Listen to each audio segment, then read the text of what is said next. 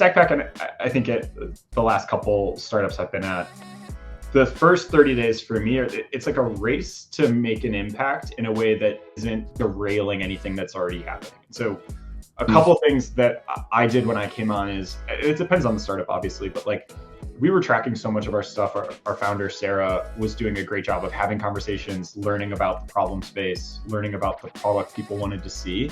All of these notes were in Notion. Like they weren't actually structured in any kind of CRM, or like there was no pipeline of how things were happening. And so very quickly it was just like, how do I get structured and organized in a way that makes sense for me and allows me to do my job in a more efficient way? So identifying those early tools was a big thing. This is a classic one, but like listening to as many demos as possible was so important.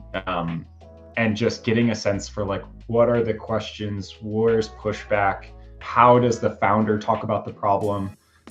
And then going from that to like, I record myself talking. This isn't vanity, I promise. Like I record myself doing demos all the time. I still do it. Like I think it's an ongoing just learning process of getting better at it. And especially early on, I always think of it as like nailing these little talk tracks so that when you're having a conversation with someone, you can kind of like fall back on, oh yeah, here's when I say these 3 sentences.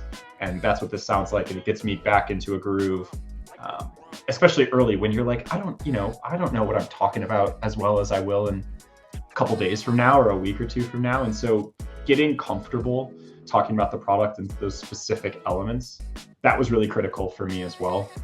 And then the last thing I would say that was really helpful was I built a Q&A doc.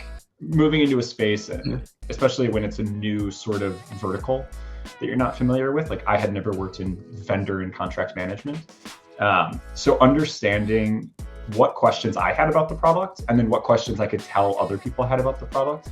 And that was just like telling family members and friends what I was doing. And like, what doesn't make sense about this to you? Getting that document vetted by our product and engineering team and by Sarah, by our founder, that was really important too. Just being able to talk about everything more intelligently without being like, every other question, like, I should go back and ask our product team about that. I think being able to establish that credibility on that first call to me is very important.